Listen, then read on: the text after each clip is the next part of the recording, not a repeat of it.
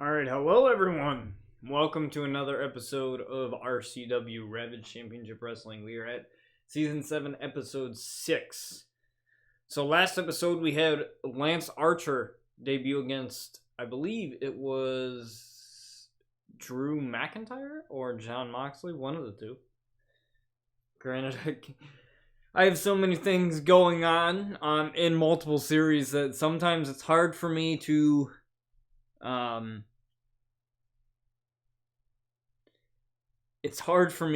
actually remember sometimes, even if it's a couple days ago. I watched so much wrestling, everything, that I try to remember who went against who did this or who did that, and sometimes it's difficult. So rather than ramble away, we're gonna get a little bit right into the show. But first, I want to reiterate what I've been saying these past couple streams, and that is I will be doing charity streams in October for Domestic Violence Awareness Month. I will be doing those charity streams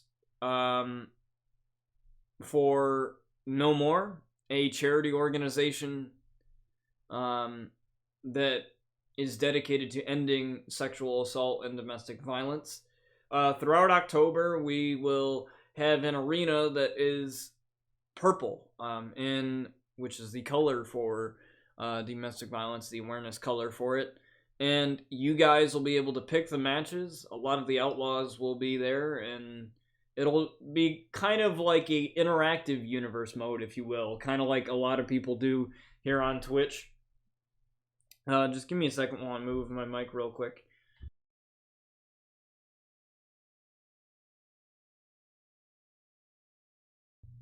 There we go. I just wanted to move my mic a little bit closer to me a little bit. And basically, what's going to happen in response to that is that we're going to have sort of like an interactive universe mode, so to speak. Well, we're not going to be doing it through universe mode, but what we will be doing is we'll be choosing the matches. Like, I'll have, let's say, Luna Outlaw, and you choose her opponent or something. And all that good stuff. And we'll be doing that for a couple hours. I want to aim for 3 to 4 hours, maybe 2 to 3, each stream until the end of the month. And then we'll kind of keep track of the donation goal. Right now, it's looking to be $1,500. That's really what it's looking to be right now. Is $1,500 is the goal, and that money will go towards No More, like I said, as they help victims of sexual assault and domestic violence, especially with the pandemic going on and victims not being able to leave their houses and abusers being in the house.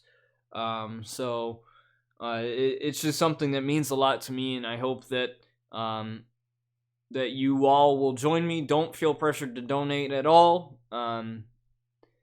Just come here if you can, and we'll raise awareness together. We'll feel free to share the stream and all that good stuff. When all that stuff happens, I'll be with the help of other guys like Sakite and Deftest Violator. They'll be helping out too, sharing the stream and helping out with that sort of thing. So I'm really excited to do it.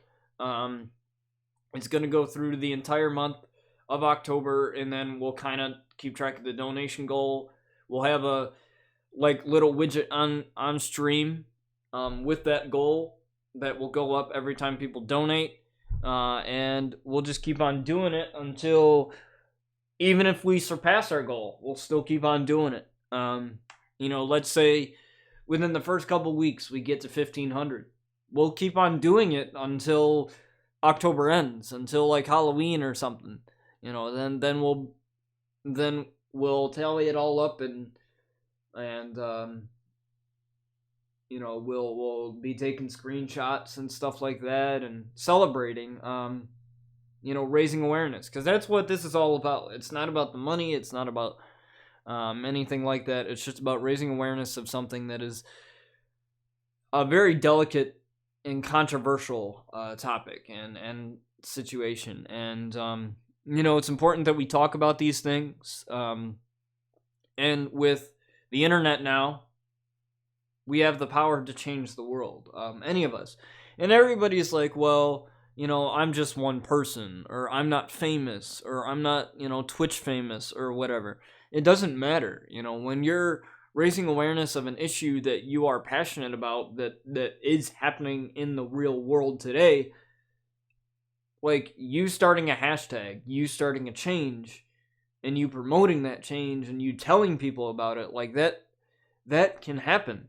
As long as you know what you are talking about, which is the huge important thing, educating yourself on the issue that you are raising awareness of, and as long as you are doing that and having the right mindset, like you can do anything that you set your mind to, and you could raise awareness of anything that you want to bring attention to. So with that in mind, hopefully you guys will join me when that time comes.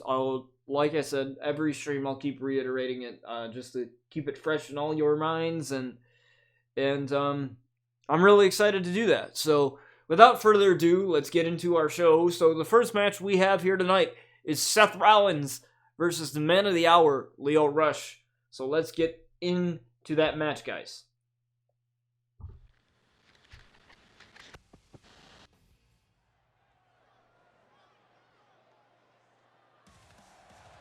I turn entrances back on for the sake of, simply for the sake of just having entrances back on, and the fact that, we're not using a lot of custom characters, because it only seems we're like 2 custom characters or multiple people, using custom arenas where it crashes. So we're just gonna kind of test this out and see how things go. So Seth Rollins, former RCW Carnage champion. He had a lot of rivalries, including the rivalry with AJ Styles earlier on in RCW, and he looks to punch his ticket to a title shot in the future, or just keep up his momentum.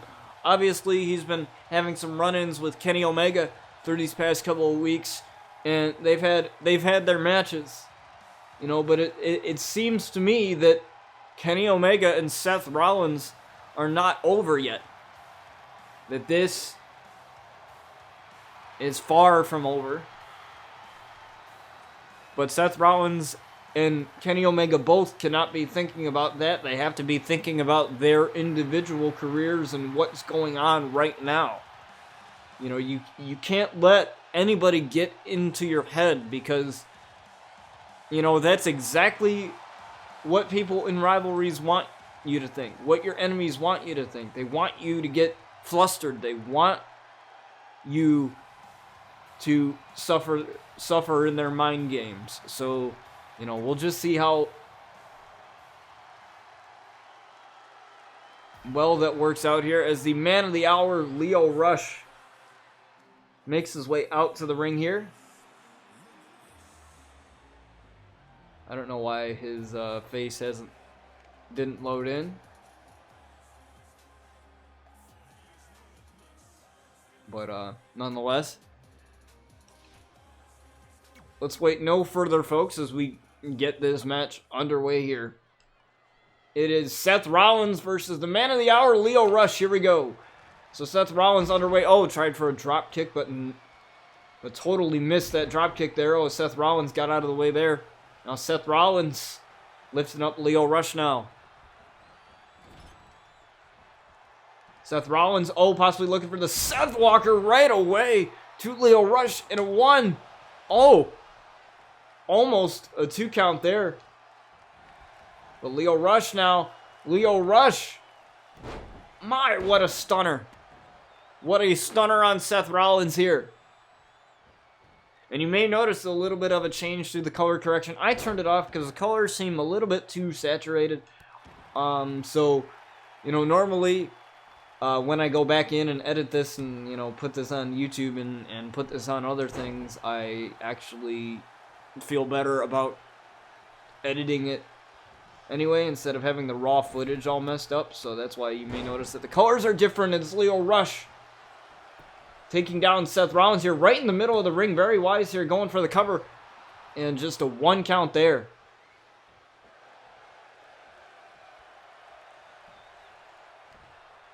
And now Seth Rollins dropping Lio Rush where he stands here. Lio Rush in absolute trouble here. Oh, but Lio Rush with a kick to the midsection. Oh my! Dropping Seth Rollins there, right in the middle of the ring again. These two have been feeling each other out, and a jumping knee strike there. Running jumping knee strike there by Seth Rollins. Irish whip into the ropes now. What's Seth Rollins going for here? Wraps him around, and a neck breaker right there to Lio Rush. Oh, but Lio Rush able to roll out of the way there. I don't know what he was trying to do there, but it didn't work. Oh, small package. Not even a 1 count there. And Seth Rollins going up top. Seth Rollins going up top here. What is Seth Rollins going for here? Oh my, what an elbow drop right there to Lio Rush. Right to the chest of Lio Rush. And a count of 2. And Lio Rush finds himself in a little bit of trouble. Oh, but a DDT there. Lio Rush needs to find a way to get back into this match, because it has been all Seth Rollins up to this point here. It has been all Seth Rollins. And you may notice that, my schedule is kind of funky right now, because I'm not in college anymore, so I don't really have to worry about having, and being there for really anything, and so, you may see me stream, more, obviously, with not really having any college responsibilities anymore because the semester has ended. So think of that as a good thing for you guys. And Seth Rollins trying to get Lio Rush back into the ring with a huge suplex there. And you can see, look at the size difference between these two. Obviously, Seth Rollins a much bigger man than Lio Rush in terms of stature here, but a super kick after Seth Rollins rolled him up there into a super kick to Lio Rush, and a lackluster cover there as the referee goes down for the count there, and only a 2 count. It was a pretty lousy cover. Northern Lights from Lio Rush. Oh, rolls through though. And takes down Seth. You have to wonder, is the mind games of Kenny Omega getting into the head of Seth Rollins? Who knows, but a drop kick there from Seth Rollins. Lifting up Lio Rush now. Lio Rush with the reversal, turning it around. There's the Irish whips, the King Slayer, and the Beast Slayer in the corner. Oh, Lio Rush putting him up top. Uh-oh. Lio Rush looking for something here. Oh, hits him across the face with a right hand. Lio Rush with a Hurricane Rana from the top rope, sending Seth Rollins down to the canvas. 1, 2, and Seth kicked out at 2. Lio Rush cannot believe that, as he thought he had him. He thought he had him there. Oh, tried to go for an elbow, but totally missed that as Lio Rush caught it. And Seth Rollins went back first off of that turnbuckle with authority there. Lio Rush allowing Seth Rollins to get up. I don't know how wise that is, but nonetheless, he allowed it to happen. Oh, but Lio Rush! Lio with some type of tiger bomb there. To Seth Rollins is Lio Rush definitely feeling himself here. You can't take your eyes off of Seth Rollins here. That's exactly what Lio is looking to do here. Maybe going for that Hurricane Rana from the top rope again. And it appears so as he sends Rollins down again. And that shook the whole ring. As a cover. 1, 2. And Seth Rollins again with the kick out. I don't think these same moves here. Seth Rollins, easily sniffing out these moves. I think Lio Rush has got to come up with something different as a spinning heel kick to Lio Rush. Oh, but Seth Rollins not letting him take a breather. Oh, but I think that was a running knee there. Taking down Seth Rollins. And now Lio Rush going up top. Lio Rush. Oh my. Right onto Seth Rollins. 1, 2. And Seth Rollins again with the kick out. Seth Rollins refusing to go down to the man of the hour, Lio Rush. Oh, but Seth Rollins now, oh my, what an elbow there, busting Lio Rush wide open. Oh, tried to go for a cutter perhaps, but no. Lio Rush and Seth Rollins here trying to feel each other out. Tried to go for an elbow again, but no. Oh, Lio Rush caught him. Lio Rush caught him into an armbar here. Into an armbar. Seth Rollins has nowhere to go here. And Seth Rollins able to roll up Lio Rush. Oh, but another spinning heel kick. Another spinning heel kick. Goes right after Lio Rush again. Rolls through here into a super kick again on Lio Rush. Wisely dragging him to the middle of the ring. Perfect position here. Oh, and a knee right to the face of Lio Rush into a cover. 1, 2, and Lio Rush with the kick out at 2. Lio Rush kicked out of that knee. I wonder what Seth Rollins is looking to do now. Seth Rollins kicked out of that knee, but I don't know if he's going to kick out of this. A curb stomp to Lio Rush. And into the cover. 1, 2. And Lio Rush again with the kick out. Lio Rush kicked out of the curb stomp. Just when I thought this thing was over, Lio Rush with the super kick. My God. The man of the hour refusing to go down to the Kingslayer here in a frog splash. 1. No. Seth Rollins completely no-sells that frog splash there. Man, what a match. Oh, but Seth Rollins. Oh, Lio Rush slipped out of the way of that suplex. Unable to take advantage, though. Kick to the hamstring. Kick to the back of the leg there. Oh, what a DDT. What a Rainmaker DDT there. From Lio Rush. Now, Lio Rush now. He can't stop. He's got to keep going. Oh, what a kick to the back of the neck there. Come on, Lio Rush. This is what you came here for. Lio, oh my! Another splash. 1, 2, and Seth Rollins kicked out of the splash. Seth Rollins kicked out of the final hour. I believe that's what he calls that move, the final hour. And again, going after that arm. He tried to do it the first time, but didn't work out, and it's not going to work out this time either. Oh, a kick right to the midsection. Oh, but Lio Rush. These men just trying to feel each other out here. What's it going to take? Oh, small package. 1, 2. Oh, and Lio Rush just got the shoulder up.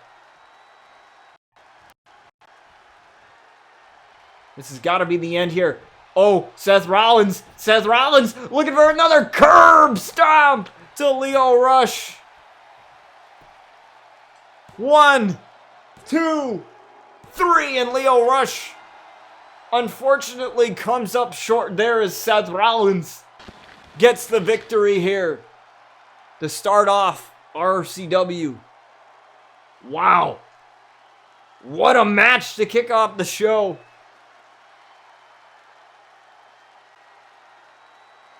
What a match to kick off the show, guys. You got to give it to Lio Rush. As Lio, you know, he pulled out all the stops against Seth Rollins. Seth Rollins here celebrating his victory, but Kenny Omega running in. Kenny Omega not allowing Seth Rollins to celebrate here. Possibly looking for a gory special here on Seth Rollins. And Kenny Omega, the best bout machine, not allowing Seth Rollins to celebrate too much here. Oh my, dropping Seth Rollins right in the middle of the ring here. And Kenny Omega. These two have been butting heads for weeks now. Multiple pay-per-view matches. But Seth Rollins with a DDT to Kenny Omega. Oh, and a knee. Seth Rollins fighting back here against Kenny Omega. These two can't stand each other right now. These two are just going at it. Oh, what a backbreaker. Seth Rollins looking to send a message here to Kenny Omega as he rolls him up. He rolls him up into the super kick. Seth Rollins sending a message to Kenny Omega when Kenny Omega looked to send a message to Seth Rollins. But that totally backfired. As we move on to our next match, folks, as we go to the break screen. Wow, what a match to kick off our show, guys. Seth Rollins versus Lio Rush, and then Kenny Omega just comes out of nowhere.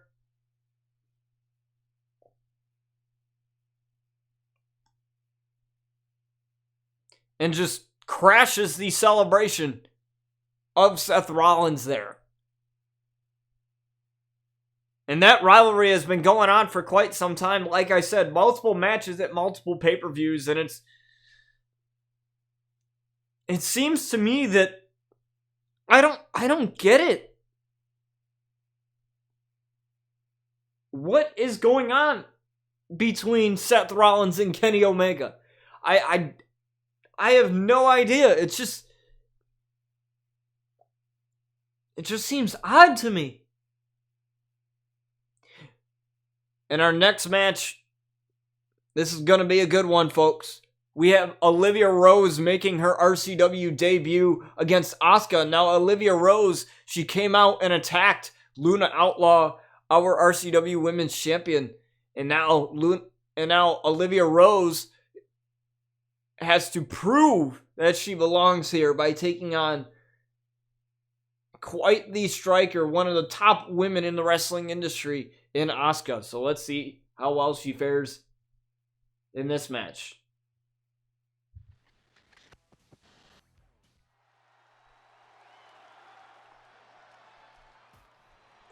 As Olivia Rose here is coming out first.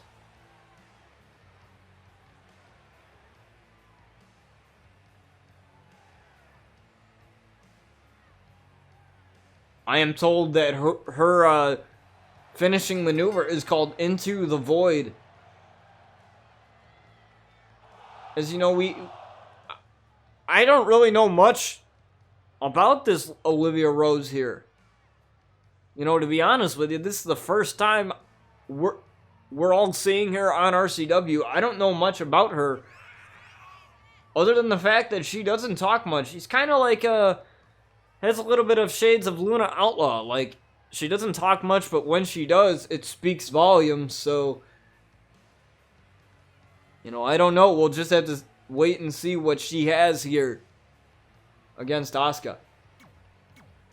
Let's wait no further and get the Empress of Tomorrow out here.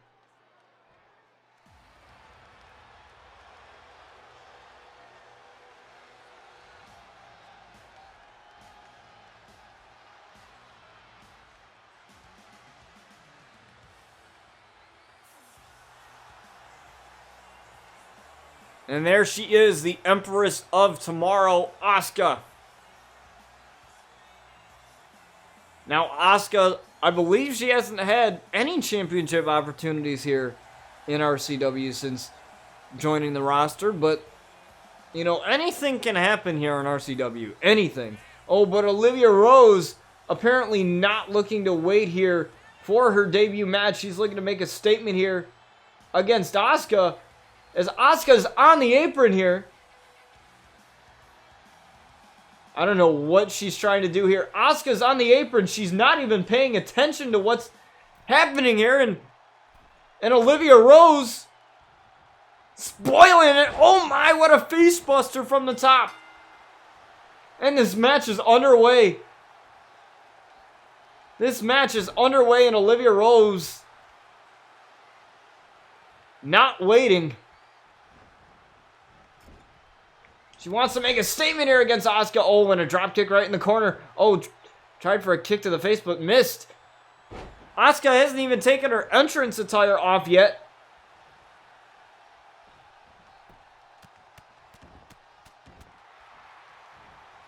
And the punches to the face. As Asuka finally able to get ready for this match. But it seems that Olivia Rose trying to make a statement here. What a powerbomb. One. No.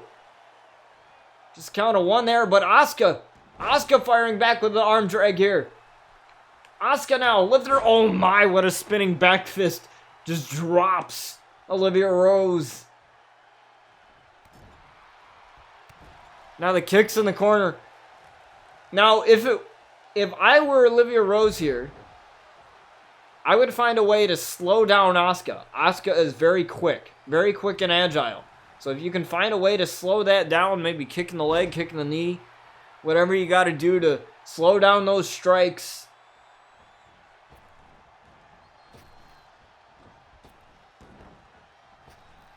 Do it as, oh, a little bit of mind games there, a couple drop downs. Olivia did nothing with it, but stretching out the back of Asuka here. Oh, but Asuka again. Oh my, what another arm drag. As Olivia tried to roll out there, Asuka stopped it. Oh, Irish whip into the ropes. Oh, barely a kick there, barely. That was a very whiffed kick. Oh, but a kick right to the side of the head. And she wound up that kick there. And another kick to the side of the head. But Olivia Rose gets up. Oh! You no-sell my move. I'll just run a spinning back fist on you. And Asuka did so. Asuka though with a snapmare takedown there, and now working on the arm of Olivia Rose here. Now also, I've been told that Olivia Rose likes to, have a little bit of a more technical wrestling style. I know I said I don't really know much about her, which I don't. I don't really, but these are all just from like inside sources and all that. I don't know if this is definite or not, but from what I hear, she goes for a more technical wrestling style. So it's a lot of quick strikes and a lot of working on the arm, to set it up for that arm bar.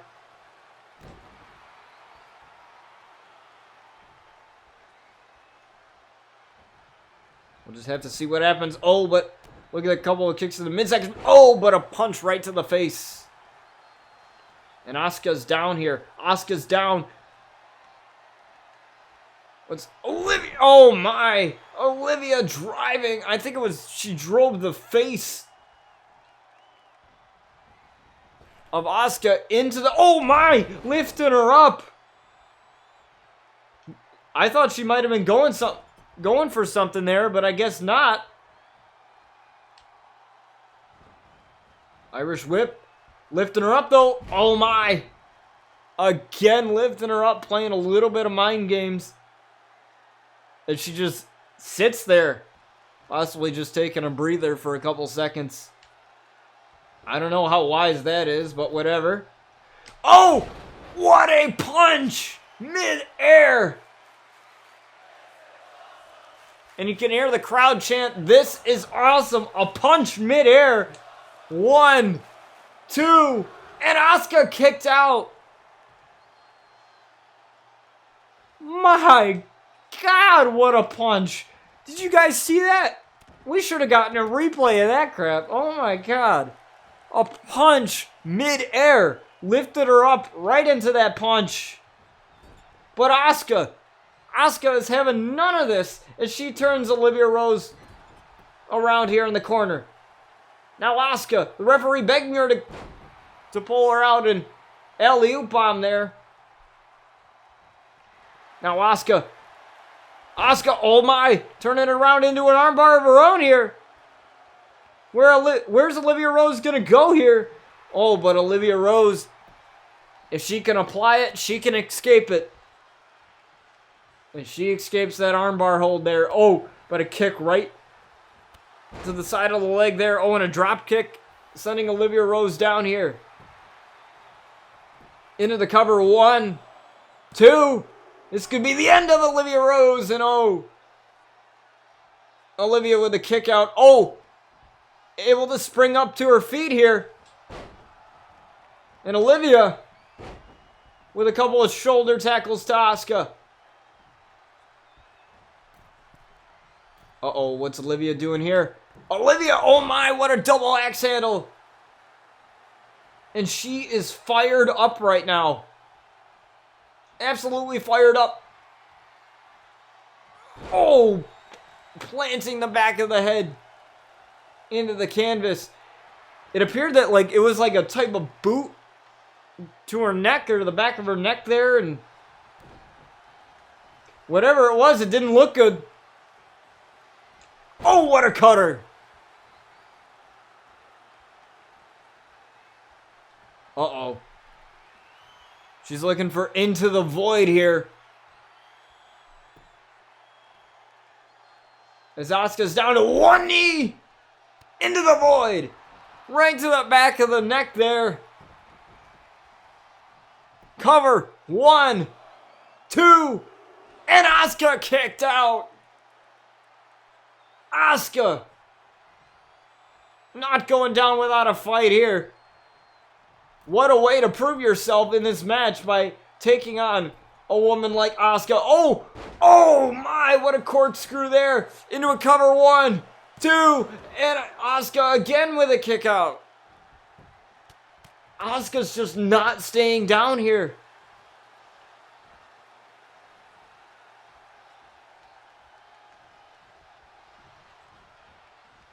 This is taking so much out of these ladies here. It's just unbelievable. As Olivia Rose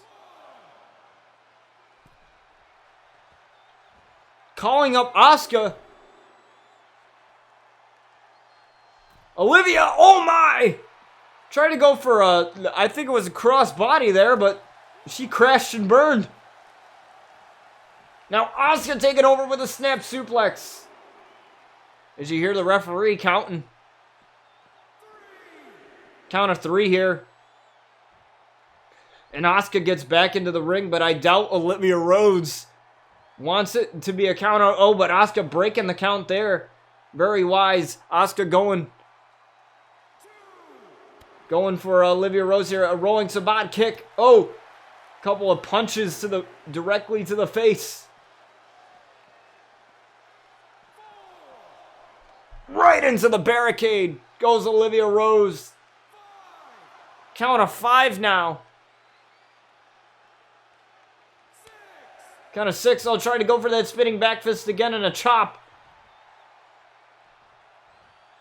And now both ladies are back in the ring now. And a body slam there.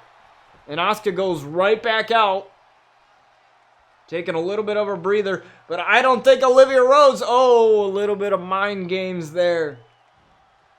A little bit of mind games. Olivia Rose. She goes for that suplex there to Asuka. What a match this is. This is only our second match here tonight. And what a women's matchup it is. Oh, but Asuka now. Asuka, ooh, with a tilt-a-whirl DDT off of the second rope. Now, into a cover. 1, 2. And Olivia kicks out at 2. Getting right up from that tilt-a-whirl DDT. Oh, but a kick. And a hip attack from Asuka. Hip attack from Asuka. 1, 2, and a kick out again. A kick out again from Olivia Rose. Oh, but now Asuka may be looking for that Asuka lock. Couple of kicks there. Oh, and another kick. I thought she might have been going for the Asuka lock, but no. 1, 2, and again, Olivia Rose with the kick out, just barely getting the shoulder up at 2.5, and Asuka can't believe what she just saw. Oh, and a hit there. Oh, looking for the Asuka lock. She turned it into the Asuka lock, trying to get Olivia Rose to tap out here. Asuka's got it cinched in. This is very hard to get out of. Asuka's got this cinched in. But Olivia Rose somehow breaking out of the Asuka lock. My God. Olivia Rose. You know, I wonder if all that Into the Void stuff and all that darkness stuff and all that, I wonder if it's, you know, made her not human, you know? Because we haven't seen many people get out of the Asuka lock as Olivia Rose is now looking for Into the Void again. Asuka's down on one knee. Oh, Into the Void. From Olivia Rose into the cover. 1, 2, 3. Oh no! Asuka kicked out. Asuka again. What's it going to take at this point? I don't even know anymore. Just like I was mentioning earlier, Olivia Rose, you know, what better way to make your debut than to face Asuka here? Oh no, what's going to happen here? Drop kick from the top. And now going after those punches again. Punching and punching Asuka, trying to just wear her down. You know, I don't know how much you can wear her down. Oh my, what a spine buster. I don't know. I'm here lurking, just running errands. Go ahead, Sakite. Go ahead, run those errands. Finish those errands, as SpongeBob would say. Are you finished with those errands? Oh my, what a DDT from Asuka. Man, Olivia Rose definitely proving her worth here as Asuka's begging Olivia Rose to get up to her feet here. What's Asuka going for here? Oh, possibly trying to go for a cutter, but no. Oh, Asuka. Asuka caught her, though. Asuka caught her with the clotheslines. Oh, and a kick right to the face. Oh, but Olivia, I don't know if that was a rake to the eyes there. May have been. Back and forth here, we are seeing these two ladies go. Drop kick. And Asuka's trying to find a way out of this. Oh, but a kick right in the corner.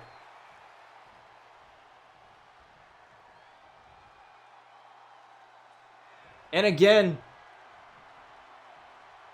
Olivia Rose now is looking for the Into the Void. She's hit this multiple times in the matchup.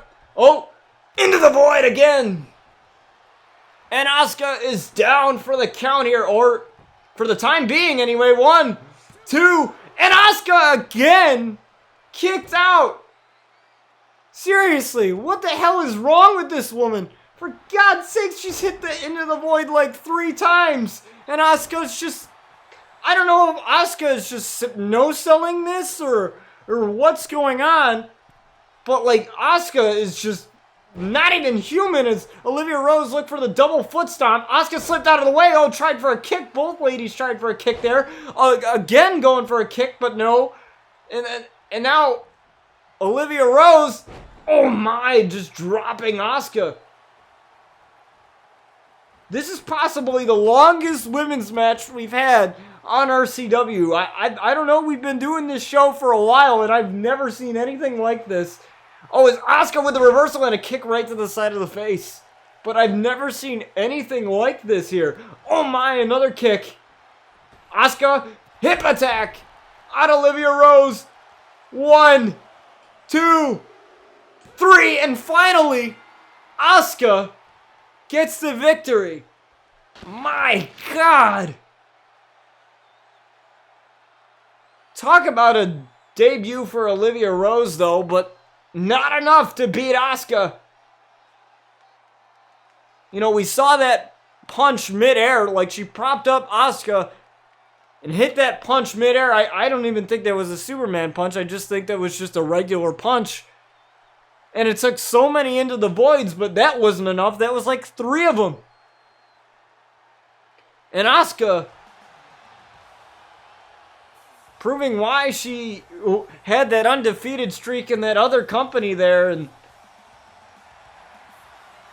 And Asuka, the Empress of Tomorrow, you might as well call her the Empress of RCW because she literally kicked out of everything.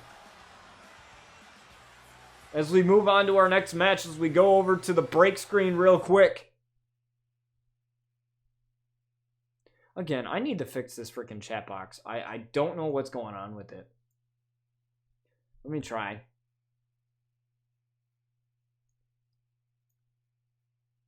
Maybe I need to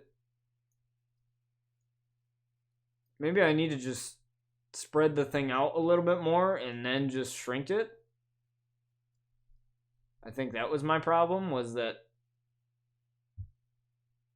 I had to like spread it out a little bit more because it seemed that it wasn't.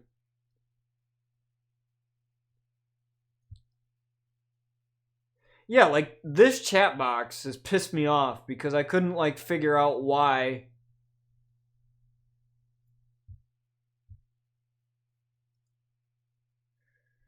TJ Punk, thank you for the follow. I appreciate you. I know I don't have any alerts on this screen, but I appreciate you for the follow, man. Definitely, for all my viewers watching here, definitely check out TJ Punk's streams. I came across him just randomly scrolling through the WWE 2K20.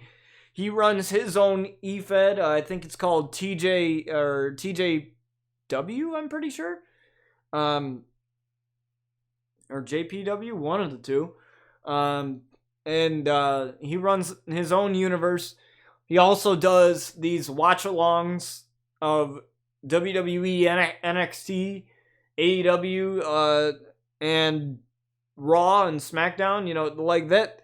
That is awesome. I think that's really cool. I don't think a lot of streamers do that. You know, and not everybody watches everything that is wrestling, so it's kind of cool how he does things over there. Again, I'm trying to fix this chat box here on screen, and you know, I've been trying to fix it, trying to mess around with it as we get to our next match, folks. We just had an amazing match between Asuka and the debuting Olivia Rose. I thought Olivia Rose was going to come up with the victory, but like Sakite says, nobody is ready for Asuka, and I think that is more than just a catchphrase. That is real life. That is real shit right there. As we have our next match, Kieth Lee, the limitless Kieth Lee against Roman Reigns. Now, Kieth Lee has been in a downward spiral as of late. He has lost against Tommaso Ciampa, I believe, twice. And he lost to Finn Balor. And he has been in this rivalry with Tommaso Ciampa for quite some time now. And you gotta think, you know, losing, no offense to Finn Balor. No shade towards Finn Balor. But you gotta think, losing to a man that you should beat in every single category. Because you look at the size of Kieth Lee. You know, you look at his athletic ability. And he should have mopped the floor with Finn Balor. But that did not happen. Finn Balor hit the coup de grace, and it was all she wrote. And we're left at this right now. But Kieth Lee is taking on a big man in the Roman Empire, Roman Reigns. And, you know, this if this isn't a test, I don't know what is. And Kieth Lee, he definitely needs to get this win here. You know, he needs to boost his momentum here, not just for, you know, a title shot or a potential title shot here in RCW, but just overall. Like, his confidence is at an all-time low right now.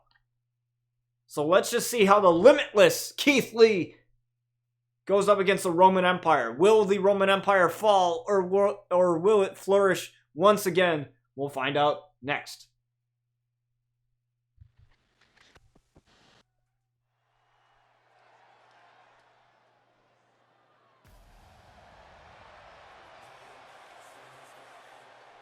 Bask in his glory. It is Kieth Lee as he makes his entrance to the ring here. Now, Kieth Lee, like I mentioned, he has had a couple run-ins with Tommaso Ciampa. That last man standing match that we saw at RCW Rebirth, where Ciampa won. And that was a grueling match. One of the best matches I've ever called in RCW history. And this show has been going on for about 2 years now. And we've had a lot of seasons. This is season 7, folks. And we have no intention of slowing down. As Kieth Lee comes out here. Now, you have to be pretty cool to rap your own entrance music, I have to say. He has been the greatest for years, and y'all are just still trying. He is Kieth Lee, getting ready for his match against Roman Reigns here tonight.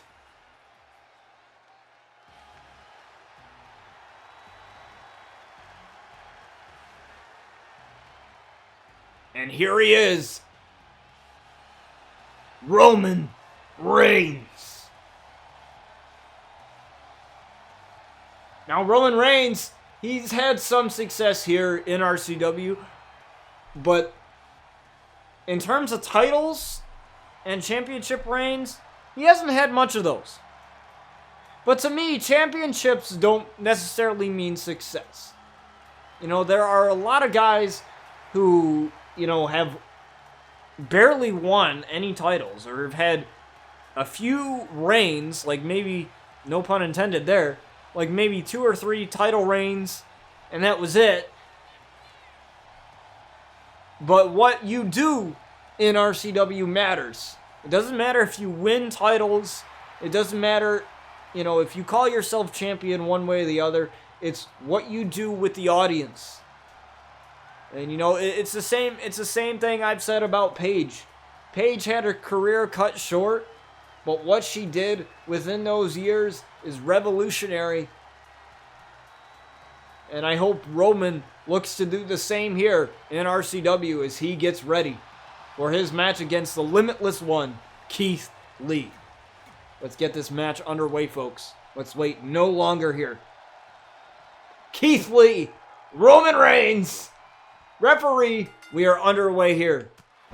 Oh my, he just plowed Roman Reigns over. Kieth Lee just ran over Roman Reigns. My God, what a start to this match. Kieth Lee just ran over Roman Reigns and just lifted him up like he's nothing. This man right now, oh my, referee just got ran over. Referee, you gotta move the F out of the way, dude. Belly to belly suplex from Roman Reigns to Kieth Lee.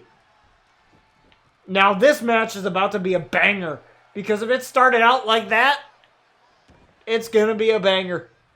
As Roman Reigns and Kieth Lee both get back into the ring, kick to the midsection here from the limitless one, Kieth Lee. And Kieth Lee just throwing down Roman Reigns with authority with that powerbomb.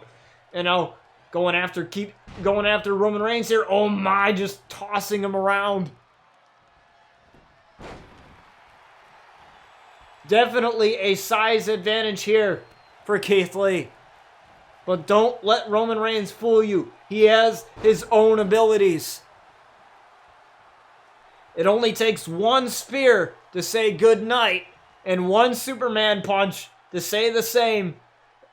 And a standing moonsault from the limitless one, Kieth Lee, into a cover. Referee taking a sweet ass time and a 1 count. Referee, you need to get in position, brother. These are two big men in the ring. And again, Kieth Lee throwing him down with that power bomb. My God, what a kick to the knee there. And another belly-to-belly suplex to Kieth Lee. The Limitless One, Kieth Lee. And Roman Reigns is showing his worth here. And there's that ooh-wah chant.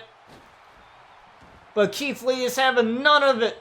Kieth Lee is having none of it as a backbreaker to Roman Reigns. Oh, looking to go for it again. Moonsault into a cover. One. And just a one count there. Going to take a lot of power to keep Roman Reigns down here. Oh, but a knee lift. From the leader of the Roman Empire, Roman Reigns. Oh, but what a punch. What a punch sending Kieth Lee into the ropes here. And now drapes the big man over the ropes. And now going for a cover of his own, Roman Reigns. One. And just a one count there as Kieth Lee gets up. And I don't know what Roman Reigns is thinking. You're not going to get rid of a big man like Kieth Lee that easily. Oh, now Kieth Lee's got him in the corner. Kieth Lee's got him in the corner. What's he going for? Oh, my. The bear claws. The bear claws in the corner there. As they go right on the chest of Roman Reigns. I don't know how much that vest that he's wearing is protecting him. But nonetheless, Kieth Lee is just going for broke here. Going for everything. Something that he didn't do against Ciampa. Oh, my. Throws down Roman Reigns. Lifts him right back up, though. Tried to go for that chop again, but missed. Oh, got it. Got it this time. Oh, tried for an Irish whip, but now Roman Reigns. Roman Reigns now. Middle rope. DDT to Kieth Lee. Now into a cover here. Referee, 1, 2. Almost. Got Kieth Lee there. I was a little bit scared there. Kieth Lee losing again. That would definitely derail more of his confidence. As if his confidence wasn't already low already. Not to diss Roman Reigns, but just to take another loss would definitely hurt Kieth Lee here. Oh, and look at those punches. Look at those punches. Right to the face of Roman Reigns. This is exactly what Kieth Lee wants here. Irish whip to the apron. And now Kieth Lee with his shoulder tackle onto the outside. Now Kieth Lee going after Roman Reigns now. Anything can happen here on the outside. And whatever does, it often isn't great. For the person on the receiving end, that is. Oh, but Roman Reigns throwing down Kieth Lee with authority. Count of 4. These two have to get back in the ring. At some point, drop kick, no.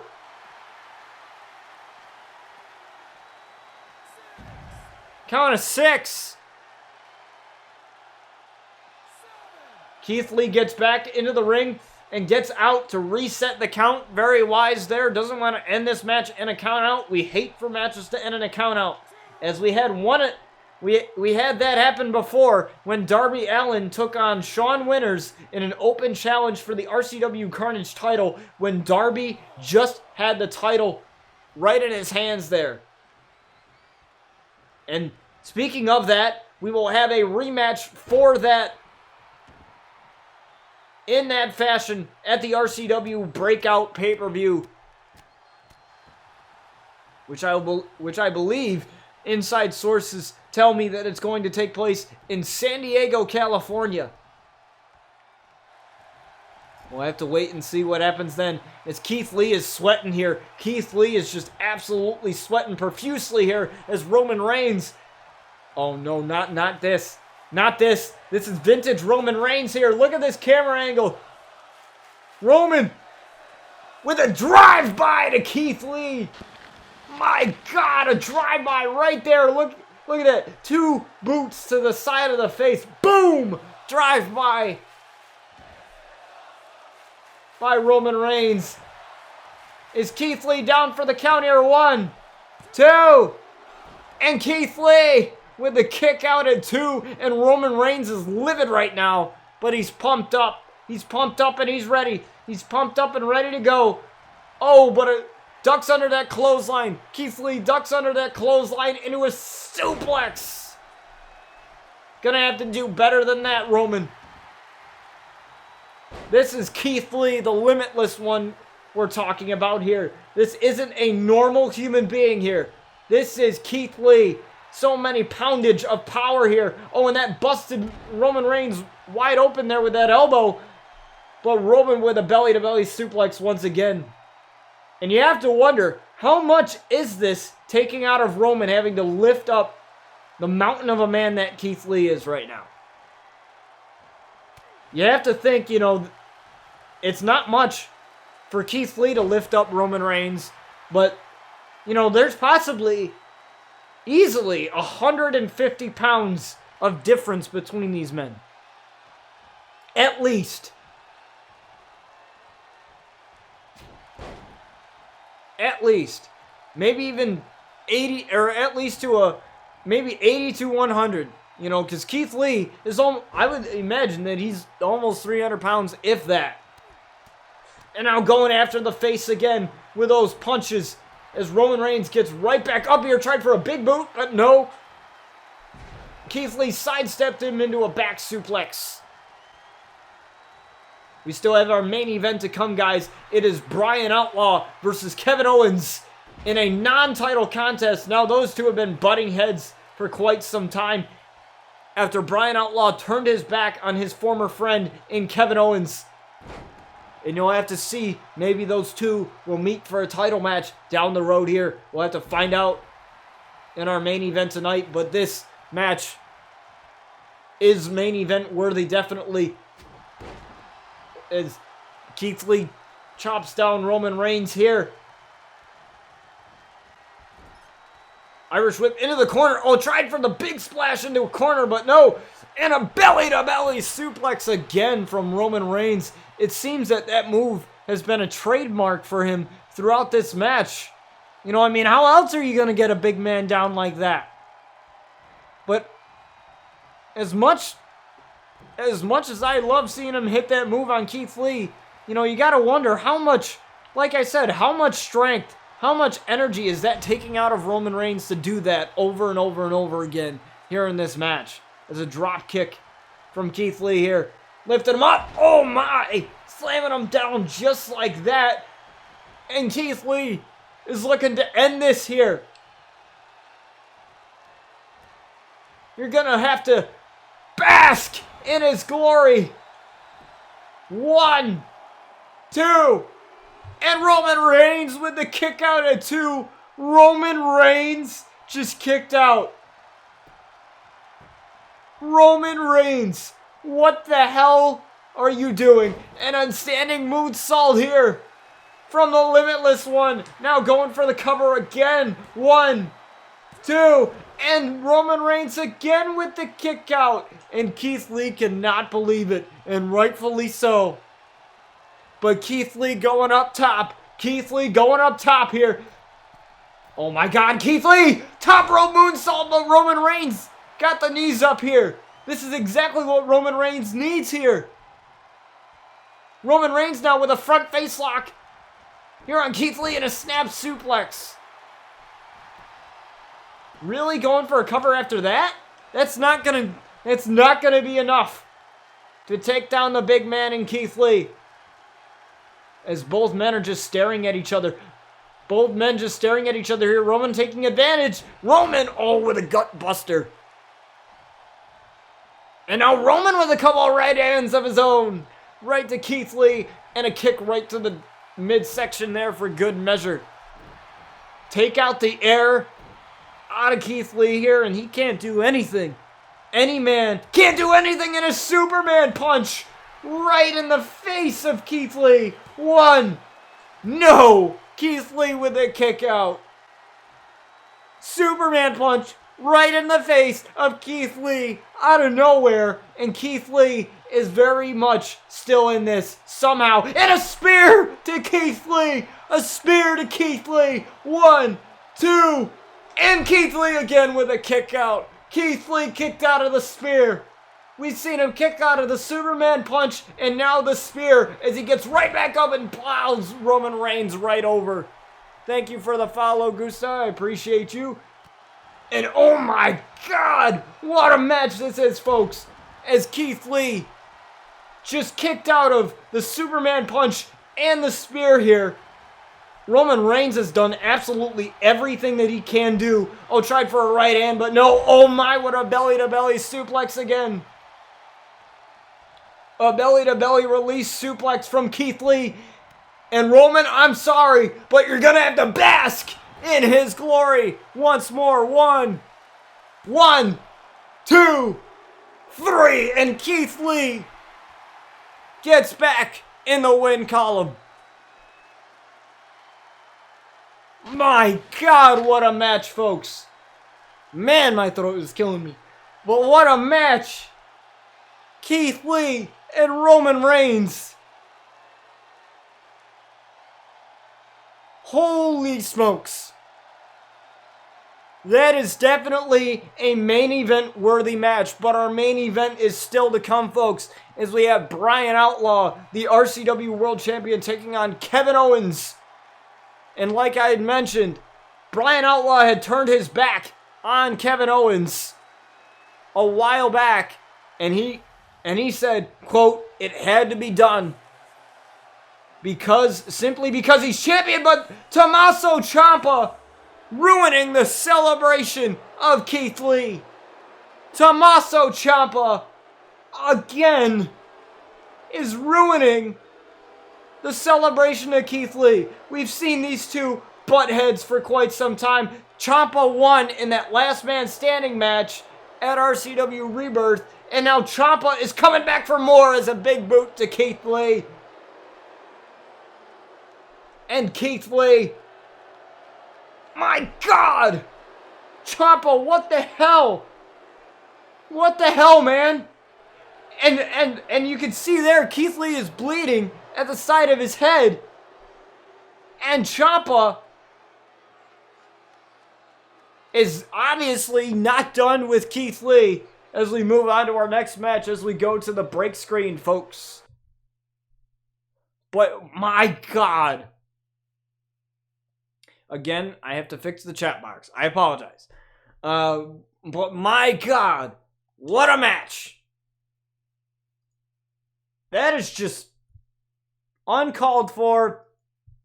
No reason for that.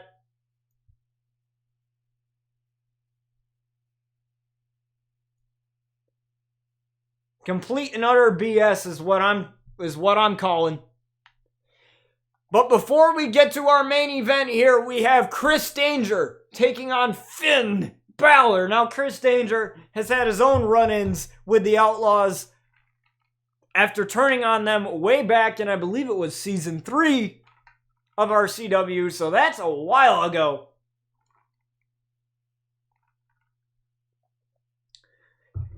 And speaking of which, there is my website there, ProWrestlingGA.com. My buddy Sakite, formerly known as Chaotic, he is the co-owner of that website. Him and I, as well as Deftest Violator, we collaborate on a lot of things. We have our own podcast called the Angle Podcast, which we hope to get that starting up again. We also have a show coming up for you guys, a special show. We're looking at it to be a 3-night event where it's RCW versus the EWL, the Epic Wrestling League, and the NWO Wrestling Leagues as champions versus champions. Who is going to be the superior brand? We will find out when that show begins. We'll make sure to keep you guys in the loop on that as we move on to our next match here with Chris Danger and Finn Balor. Now, after Finn Balor got a victory over Kieth Lee, he's got to be profusing with confidence here. But Chris Danger, he is out for blood. Let's see how this turns out here, folks.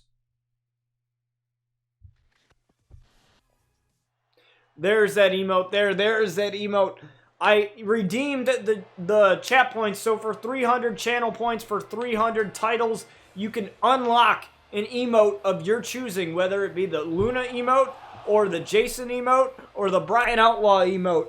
You can unlock one of your choosing without having to sub. I put that there just in case.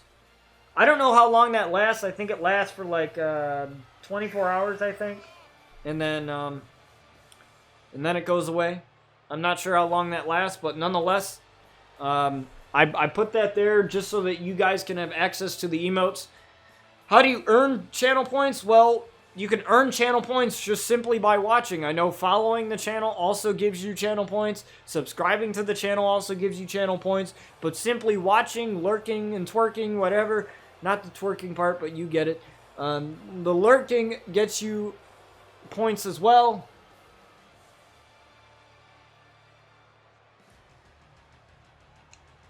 So for 300 channel points, you can unlock that. As we have Finn Balor making his way out to the ring as Chris Danger has made his way out to the ring. Now Chris Danger unsuccessful in capturing the RCW World title against Bryan Outlaw at RCW Rebirth. So it makes me wonder what is next for the Danger here. As Finn Balor makes his way out here. Now Finn Balor, a former tag team champion with Aleister Black in Black Hole all the way back to when we started this show in August of the 21st of 2018.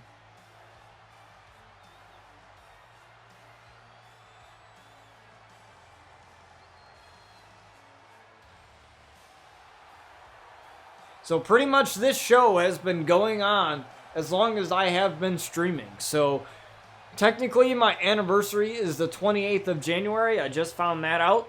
But I also like to count the anniversary of RCW. So what we do for that, when that comes up, we'll have a special episode for that. That's going to be awesome.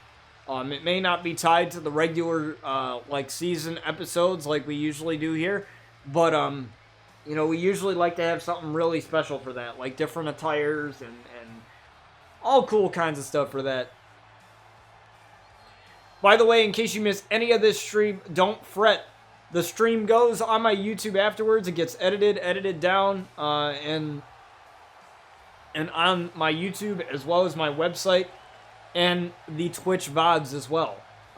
The only thing I say is that Twitch VODs only last for a little bit of time, so I'd like to have you know, that up there for you guys to be able to watch. You guys can watch all of the episodes of RCW all the way back from season 1 all the way up till now. It's definitely changed so much since we started, and I'd like to thank every single one of you that have been here since day one, and also for those of you that are just joining us as well. As we have Chris Danger and Finn Balor as we are underway here. Now both men trying to go for something here, but they ran into each other here as Finn Balor with a Northern Lights suplex here on Chris Danger.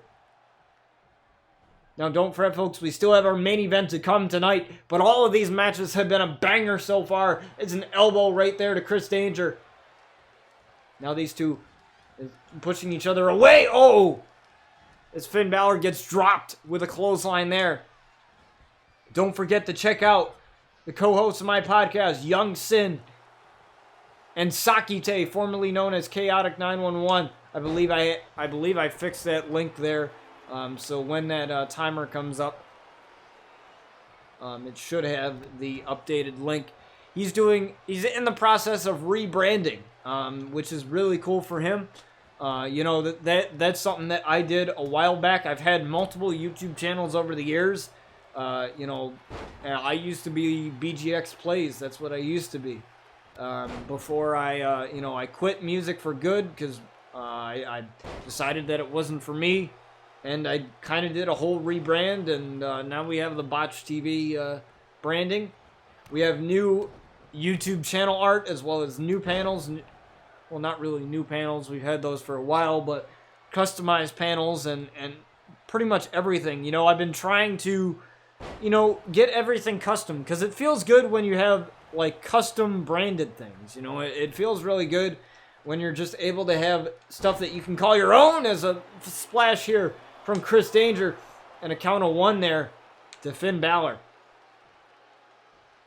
And, you know, it's pretty cool. You know, we got some really cool, you know, merch as well. As you can go down in the panels, and there's the Teespring panel there that Twitch has. And you can look at some of the merch. If you want to buy some of the merch, feel free. You will get an alert on stream when you do buy merch. As Streamlabs is linked with Teespring there, so when you do get merch, it'll go off. That a portion of that money goes to me, but you also get a pretty badass T-shirt. So, as Chris Danger looking for a taste of danger right away here on Finn Balor into the cover. 1, 2, and Finn Balor with a kick out at 2. Now Chris can't believe it, as he usually ends people with that move quite a bit, as he's going up top again. He already hit that frog splash once. Let's see if he may be going for it again. Oh, but no, an elbow drop instead, and a pin.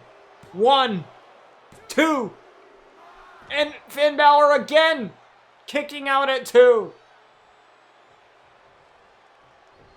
Finn Balor refusing to go down, and he's exuding with confidence, like I mentioned, after getting that win over the much bigger man of Kieth Lee, which nobody, including myself, expected that to happen. And that blow to the turnbuckle there busted Chris Danger wide open as Finn Balor looks for the missile drop kick into the corner, lining him up right away here for what could be the coup de grace, but instead he goes for the cover. 1, 2, and Chris Danger with a kick out at 2. And Finn can't believe it. Finn cannot believe it as he's running into the referee. Referee, get out of the way, bro. Let Finn do his thing. Looking for the coup de grace here on Chris Danger. This is what ended Kieth Lee here. 1, 2, and Chris kicked out at 2. He kicked out of the coup de grace. It might have ended Kieth Lee, but it's not going to end Chris Danger as Finn Balor goes up again. Now looking for the coup de grace one more time. 1, 2, and again Chris Danger kicked out of the coup de grace twice. It's twice now, and Chris Danger with a kip up. Chris Danger with a kip up, getting a little too excited. Whoa, he may not know where the hell he is right now. It appears that he doesn't know where the hell he is, but finally able to get it started here for Chris Danger, as Chris Danger is fired up here. Now going into the corner. Oh, but Finn stops it. Obviously, Chris not knowing where the hell he is, and I don't blame him after, you know, not being able to breathe, taking 2 coup de grace. Like, Chris is just absolutely winded right now as Finn Balor with a suplex back into the ring. But Chris getting right back up, but Finn Balor's right there. Oh, but Chris getting out of it. Kicks the leg, super kick right to Finn Balor. Uh-oh. And Chris maybe tuning up the band. He's tuning it up. Sweet chin music on Finn Balor. 1, 2, and Finn Balor again with the kick out. Oh my God. Finn Balor proving once again how tough he is here, especially after getting the win over Kieth Lee, looking for the elbow drop, but no, what a reversal. Finn Balor not able to take advantage though. Oh, but Finn Balor with a Pele kick.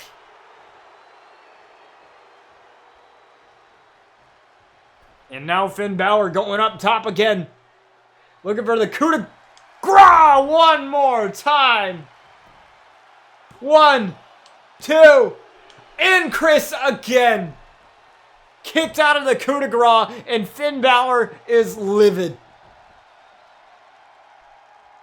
Finn Balor cannot believe that Chris had just kicked out of the coup de grace, not once, not twice, but 3 times on a sling blade. And a kick right to the back of Chris Danger. Oh my God. This match, I know I said the Kieth Lee match and the Roman Reigns match could be main event, but this one could be too as well. Chris Danger looking to pull a fast one over Finn Balor here. And he got him. Chris got him. Chris Danger, just like that, without even having to hit a taste of danger or a super kick or a sweet chin music. He just rolled up Finn Balor and got it. Wow, Chris. The cheapest way to win a match possibly is a roll-up win. Is a lucky roll-up win. And as you can see, Finn Balor's bleeding there from the side of the head. But Chris is happy as hell right now. As you can tell there. He's like, I won, you lost, get over it. Chris Danger with the victory here as we move on to our next match, folks.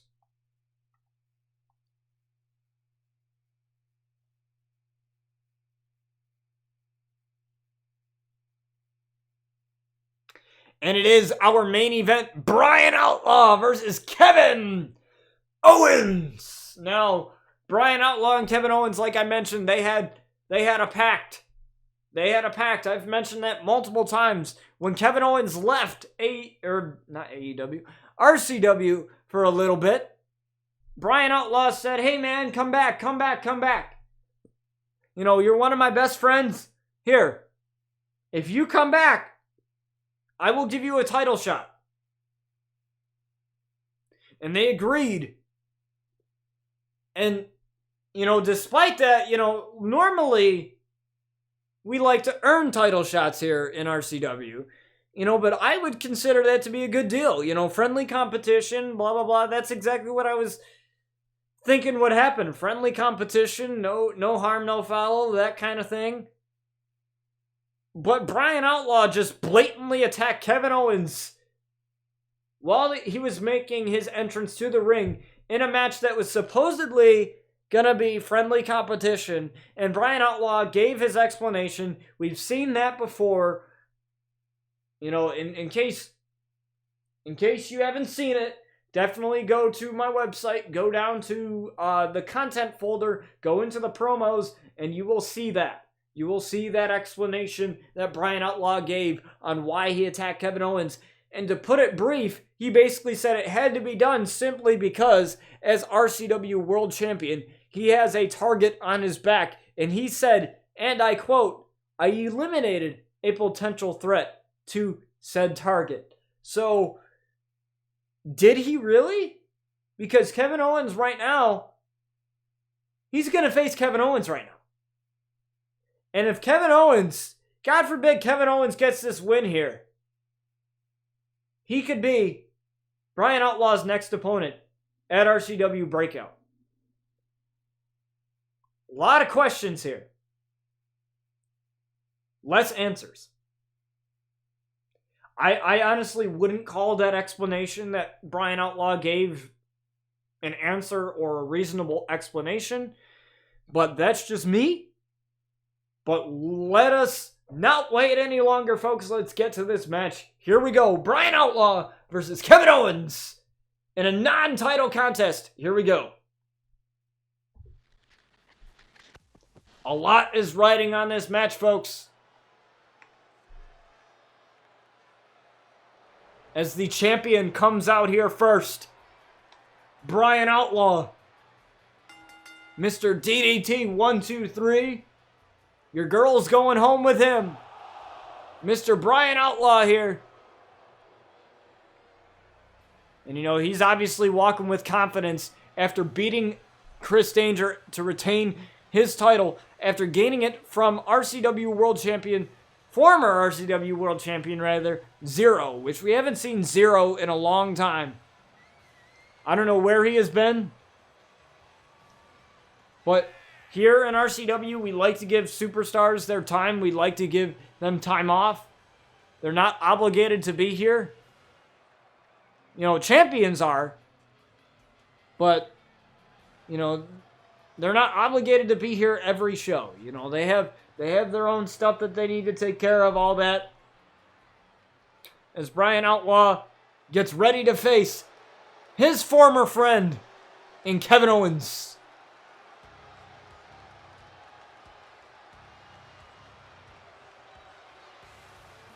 Now Kevin Owens, you can tell by that look on his face that he is ready for a fight. His Twitter handle isn't just a saying, "Fight Owens, fight." It is his life. It is what he lives by. And that shirt says, "Fight anyone." Even if that includes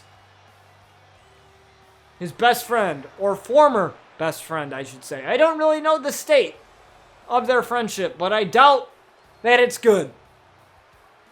Especially after what transpired earlier on RCW with Bryan Outlaw attacking Kevin Owens. And now Bryan Outlaw cannot run, he cannot hide. There is Kevin Owens, and he is ready for a fight. Let's get this underway, folks. Non-title contest, Bryan Outlaw, Kevin Owens. Friends, now bitter enemies. Here we go.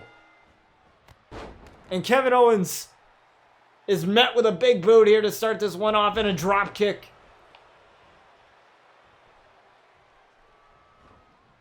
I don't even know who to cheer for in this match, to be honest with you, because, you know, I'm all for standing by your friends, for you know, being a good friend to your buddies. You know, that's you know, good morals to have. And I'm not saying Bryan Outlaw does not have good morals. I mean, I always say you can't have friends when you're on top of the mountain, but to turn your back on your best friend, that's another that's a new low, to be honest. Even for Bryan. I mean, knowing how he is with his family and you know, family values and stuff, turning on your best friend, you know, even though you said, "Hey, come back to RCW, I'll give you a title shot," and then you know, Bryan just goes and attacks him from behind in a match that was supposedly supposed to be friendly competition. That's really shady. And then, you know, that's not something. That is not, you know, how I would go about things. Is Kevin Owens lifting him up. Oh, for the Samoan drop here. What's up, Speedy?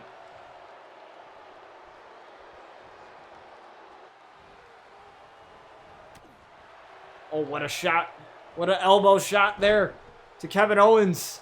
And Kevin Owens, you know, he's been really slow to start off this match. It seems like all Bryan Outlaw here. And I guarantee we're going to see these two face off again. Thank you for the follow. I appreciate it. I have no idea why my alerts aren't working. I'll have to figure that out. But at least on the bright side, we got, you know, I can still see it. So you have Bryan Outlaw here catching the foot of Kevin Owens. Oh, but Kevin Owens firing back with an elbow of his own here. Kevin Owens lifted him up. Oh, but Bryan escapes that with a couple of elbows right to the side of the head. You collab with Conman? 167? No, I do not. I have no idea who that is. But I do collab with some people, but not that person in particular.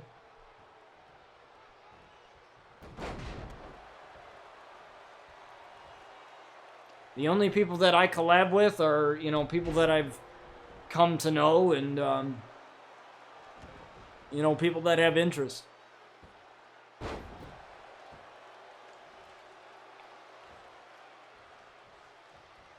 With how this match is going, this is a good time to say that if you want to join RCW, all you have to do is read those guidelines. Down there.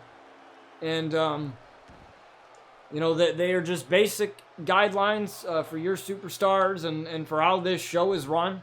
This show has been going on for about a year and a half, and, you know, I've kind of always had the same guidelines. I've never really changed anything, and a lot of people have asked, you know, what are the guidelines, and you know, what do you do, and what does it take to join this show? What does it take to be a part of the show? You don't necessarily have to, you know, have your superstar be a part of it. Like, you being here and you being in the stream is good enough for you to be a part of it. But, you know, if you want your superstar to be a part of this, just go down in the panels there and look at some of the guidelines. I know one of the guidelines is that the storylines are made by me. Everything is booked by me.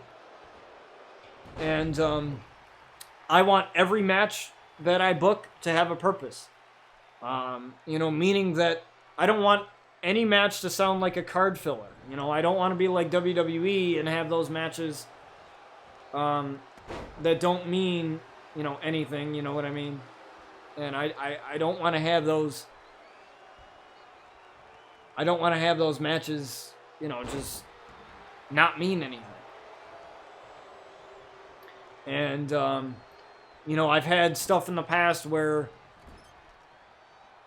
viewers, you know, not going to name names, but I've had things happen in the past where viewers have gotten a little bit angry because their wrestler isn't booked in a title run, isn't booked at all, or whatever. And simply put, I'm going to put it simply, and that is not because I don't like you, it's not because I you know, don't like your wrestler, it's because I have nothing for them. And what WWE does a lot of times is they, you know, they take people that they have nothing for and then kind of turn them into an absolute joke by putting them into stupid things, you know? And I don't want to do that. Like, I don't want you guys to, you know, not be... I understand some people aren't going to be into the storylines that happen, not into every storyline, but, you know, like, I don't want to make your superstars, you know, look like a joke and kind of like, you know, for example, like, I don't want your superstars to be like just a jobber or somebody that comes out every once in a while or whatever. You know, I want your superstars to have really awesome storylines and to be a part of the show. How many subs till the next emote? 15. I already have the emote made. I just need to get 15 subs. That's all on you guys. Okay, that was weird, okay? Bryan Outlaw just, like, got up randomly. But, yeah, you know, I want you guys to, you know, have your superstars not necessarily treated with special treatment, but I want your superstars to be special as much as the Outlaws are. You know? Like, to have... How much do the pay-per-view cost? There is no cost, man. I don't know what you're thinking, but there is no Are you talking about the channel points? Are you talking about some channel point reward or something? If that's what you're talking about, I honestly forget what I had it set to, but you can go down in the, if you press the little emote there, Bryan Outlaw there, with the channel points, you can find out how much they cost.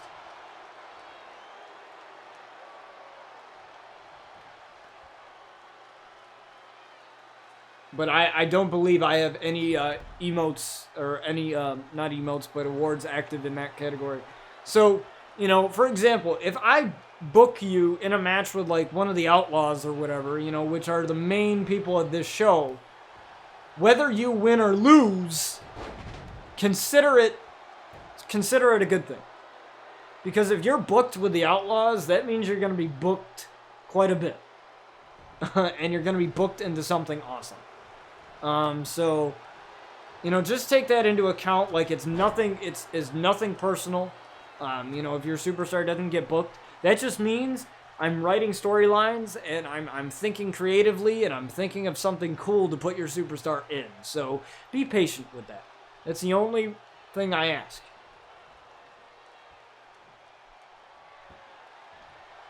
As we have Bryan Outlaw going up for the correction here on Kevin Owens. Bryan Outlaw looking to hit that jailbreak DDT that he always loves hitting here. He's missed it a couple times during his matches, but it seems that he's got Kevin Owens lined up here for the jailbreak DDT. 1, 2, 3, and Bryan Outlaw gets the victory. Just like that. 1 jailbreak DDT, 1, 2, and a 3, and Bryan Outlaw gets the victory here. But does that necessarily mean that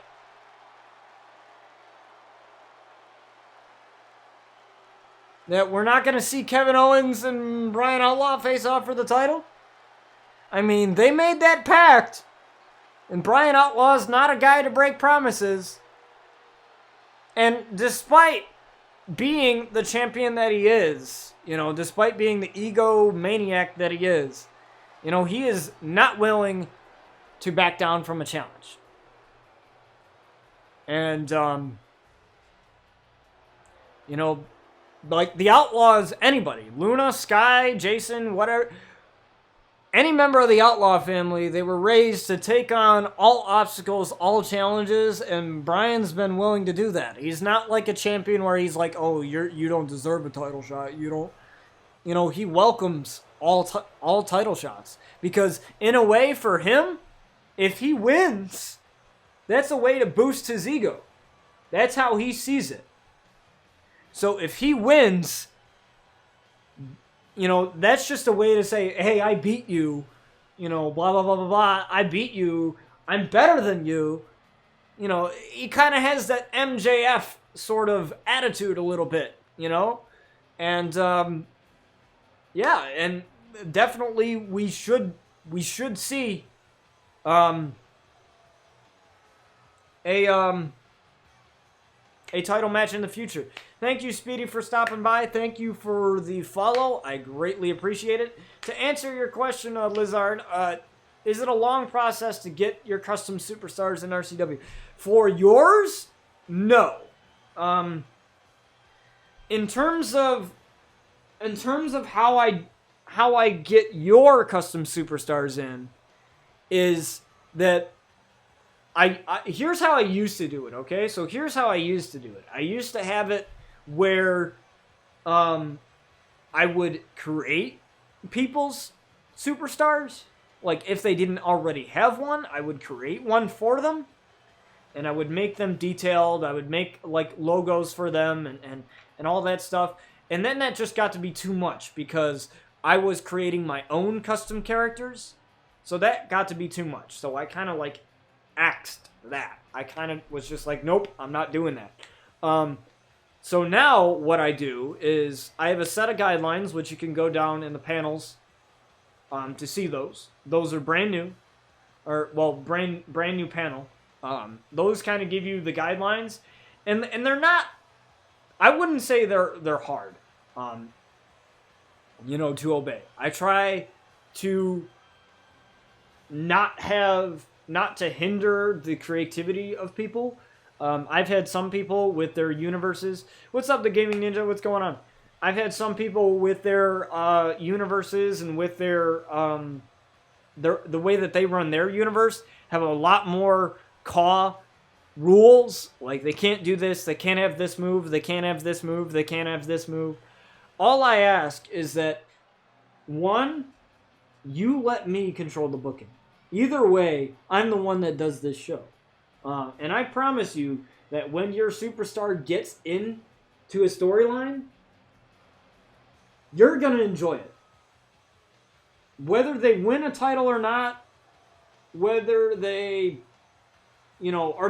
whether it's an underdog story and they beat some guy that can't be beaten, or, or they're in a storyline with the Outlaws, which, like I said earlier, if you're in a storyline with the Outlaws, then you're going to be booked a lot, because the Outlaws are booked a lot on this show because they're the most popular characters.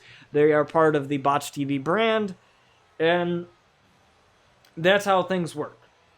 And really,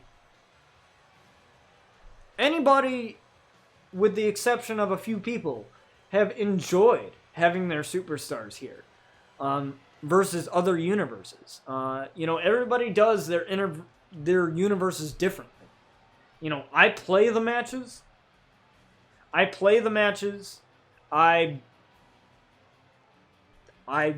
do what I need to do. I play the matches. I book storylines. You do not know, like, honestly, if you guys knew the amount of work that I do behind the scenes, like, legit, if I were to do a full freaking stream of just behind the scenes RCW stuff, like writing storylines, making logos, making arenas, if I were to do that, that would be like 3 to 4 hours of a stream. That would be like 3 to 4 hours of a stream.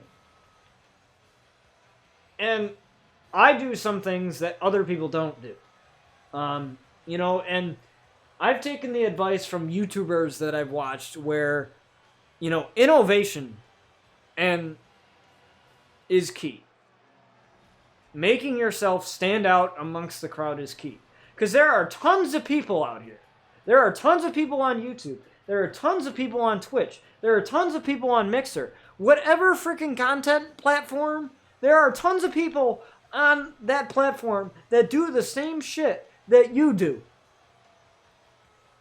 They do the same stuff that you do. And I feel like in any industry, whether it's the music industry, the wrestling industry, the movie industry, whatever it is hard AF to be original. It is hard. Because so many people see something that they like, and they're like, well, let me imitate that. Well, guess what? I'm a small streamer, and I don't mean to like sound that I'm bigger than anyone or anything like that. Like, that's not what I'm trying to sound. But my advice to anybody, and this is from small streamer to small streamer. I'm not talking about the big guys. This is from small streamer to small streamer. Do what you like, but do not, and I repeat, do not try to imitate people. Like, for example, the way I push Seth Rollins and Kenny Omega, the way I'm pushing them, if somebody else uses them in their universe, that's okay. But they're going to push them however they want to push them. They're going to create a storyline however they want to create a storyline. You know what I mean? Like, you can use the same superstars, and you could push the same superstars. But push them in a way that is creative, that is fun, that is you. Don't just go on YouTube and imitate people and copy and paste. Because that's what Hollywood does.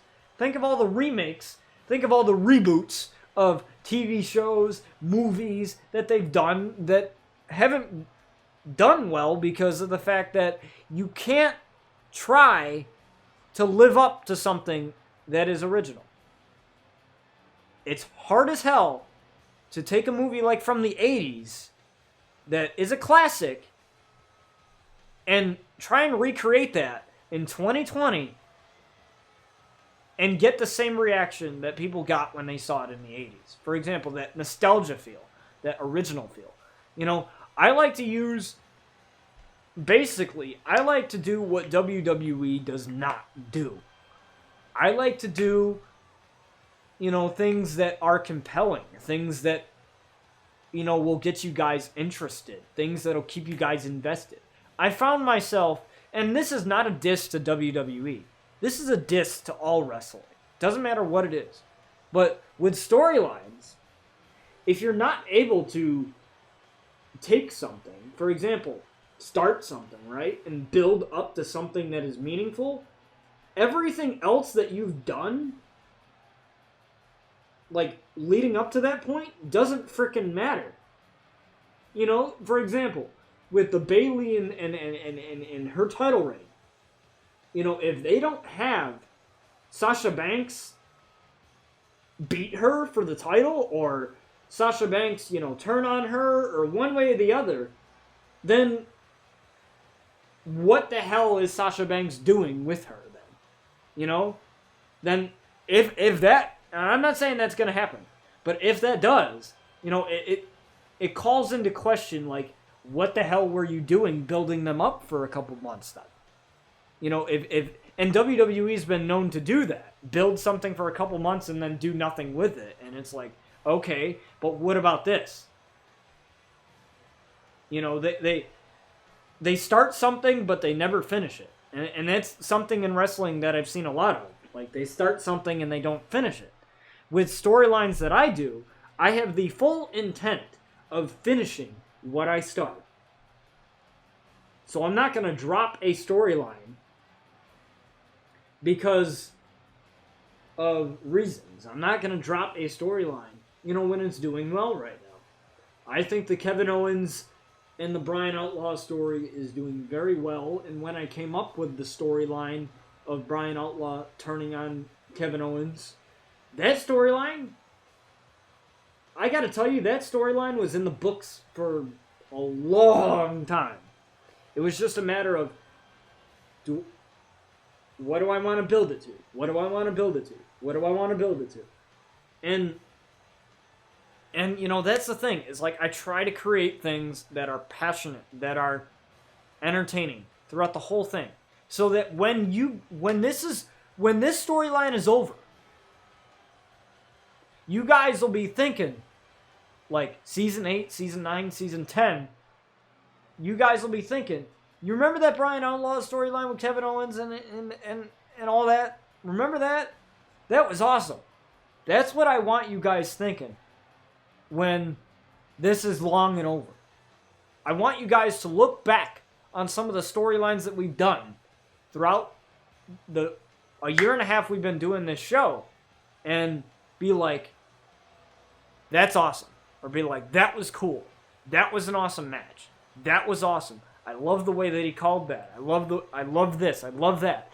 If we can do that, just like we do with regular everyday wrestling, then I consider this successful. And you guys have done that. And it's been absolutely awesome doing these shows for you guys. I gotta tell you, like, the amount of, you know, sore throats I get from doing this is just insurmountable. That's why I have water with me. But I love you guys. I love how invested you guys are in the Outlaws, especially the Outlaws, man.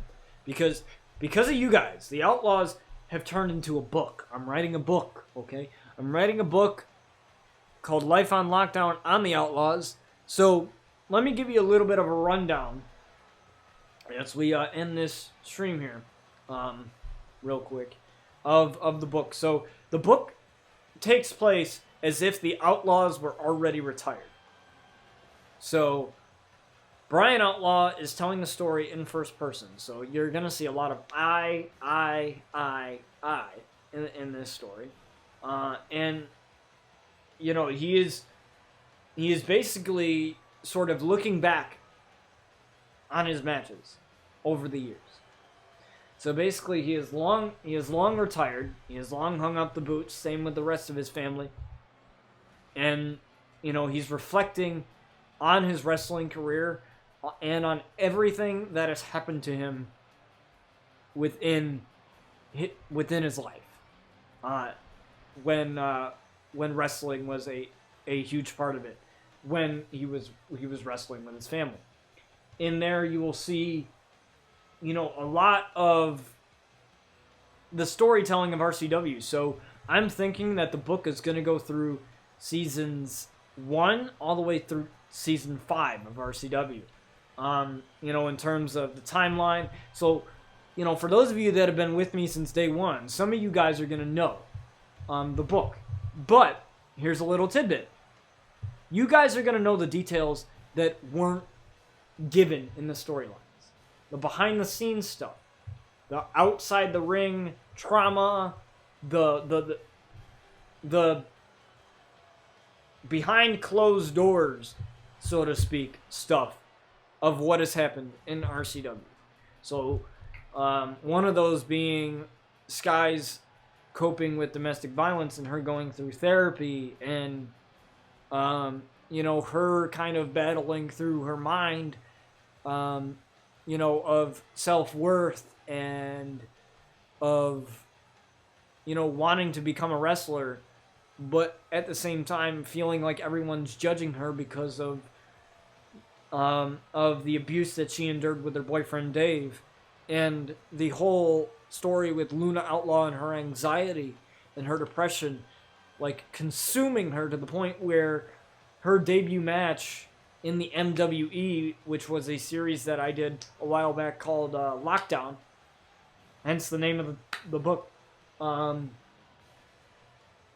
where Luna let it consume her to the point where she did not have the courage to have a debut match. Like, she waited forever to have a debut match.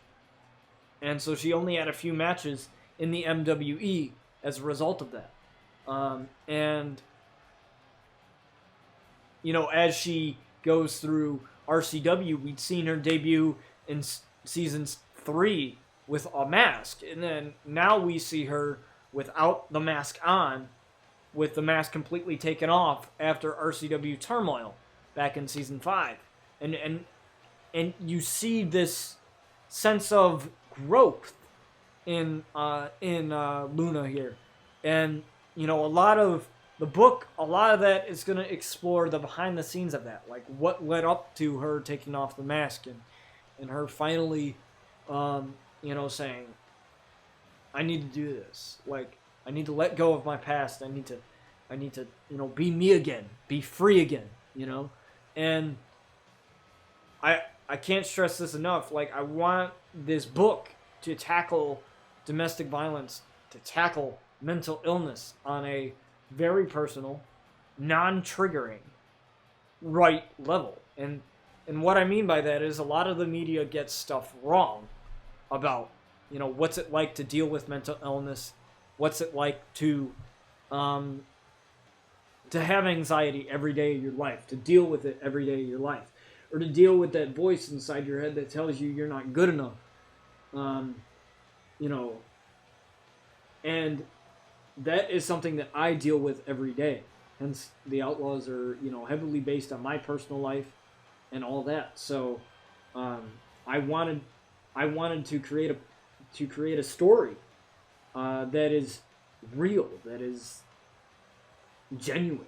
So I hope when people read that, especially people who are, struggling with that, or struggling with some mental illness or self-confidence, or even if it's not a mental illness, like self-esteem, like basic things like self-worth and trust issues, and things that aren't necessarily mental illness, but things that people deal with because of the trauma that they've gone through in their lives. I hope it can, shine some light on the issue and to be like, hey, this is something that we need to look out for. This is something that we need to raise awareness of. This is something that needs to be taught, or something that needs to be talked about in a delicate, right way. And I think the book does a really good job of that. And I wanted to make sure when writing this book that I write it in a way that doesn't trigger the readers if you suffer from it. I don't want it to upset you. I don't want it to, trigger you. I want it to, kind of give you that sort of feel that, hey, I've been through that too. Wow. That kind of thing. And, I want you guys kind of get, in terms of the Outlaws, kind of like say, oh, Luna's been through that too, and she overcame it. How can I overcome my anxiety, or how can I manage my anxiety, like she does? It's kind it's kind of that sort of thing. Because, you know, you can't get rid of anxiety. You can't get rid of depression. It's something that people deal with, you know. It's something that you have to manage. And I think Luna has shown that sense of maturity and that sense of self-worth and that sense of empowerment at such a young age of 19 years old. And, you know, pursuing, you know, avenues to where she can manage her anxiety. And I hope that the book helps people. Like, that's the whole idea. And so, yeah, you know, that's kind of what the book's going to be. We're on chapter 5 right now. I'm in the midst of writing chapter 5. I'm looking to possibly get like 15 to 20 chapters out of it.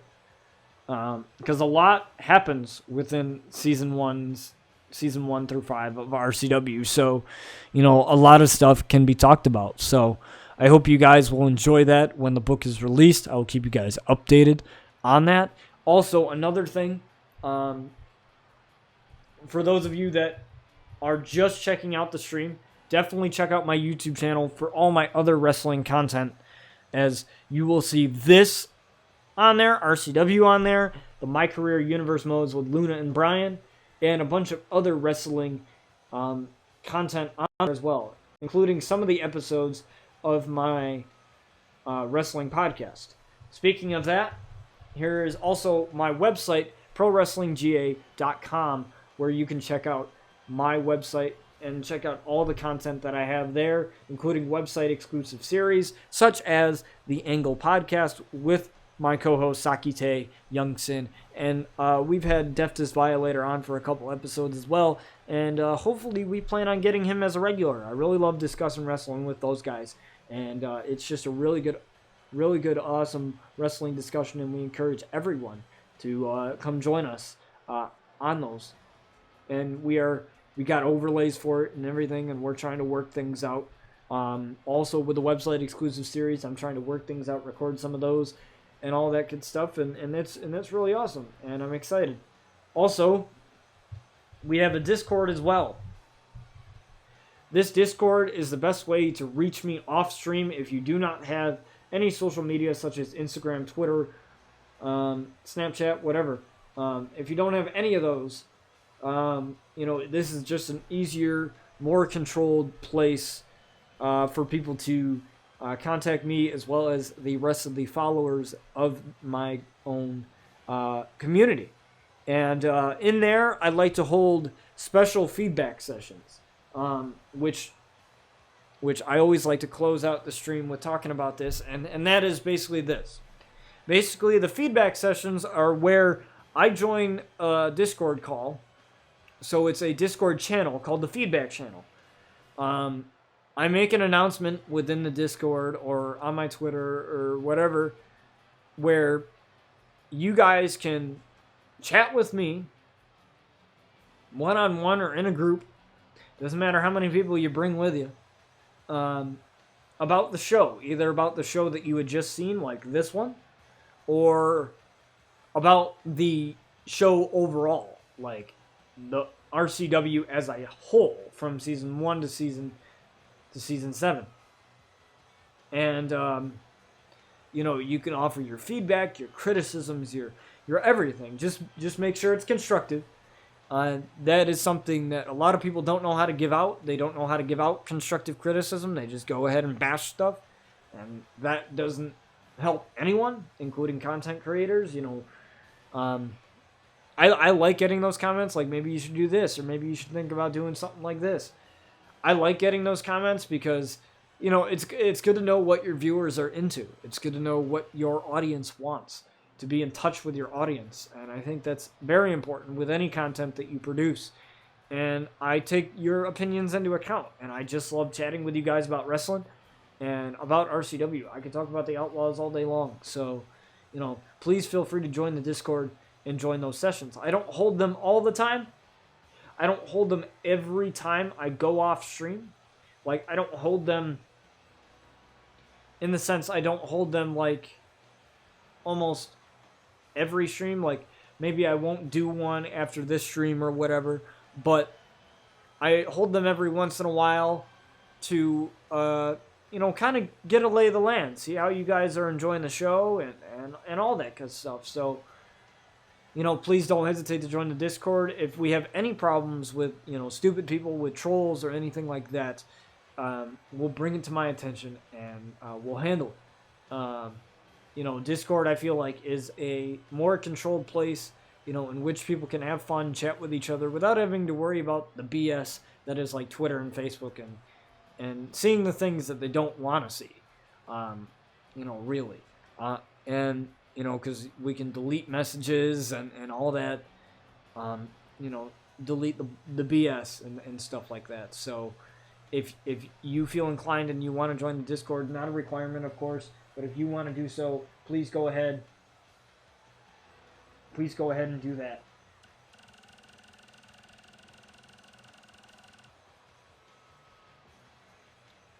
So thank you guys so much for watching. I'm going to go ahead and I'm going to hop off here and record some really awesome stuff for you guys for the YouTube side of things. Thank you guys for watching. I appreciate all you, and I will catch you on the next stream. So normally we stream Tuesdays, Thursday, Fridays, but my stream schedule is kind of wacky. It really is, because of the fact that I don't have much responsibilities anymore due to college being done. So make sure to have those notifications on. I know Twitch doesn't do a good job of giving out those notifications, which is why I ask people to join the Discord and people to follow me on Twitter and stuff like that, because that way that when I'm going live, because Discord sends a notification out, which they do a better job of doing it than Twitch does. So definitely go ahead and do that if you enjoyed the stream, and I will catch you guys on the next stream. Thank you guys so much for the follows and so much for joining me today. I will figure out what's going on with the alerts. I don't know what's going on with them, but we'll figure that out. Thank you guys so much, and I will catch you guys on the next stream.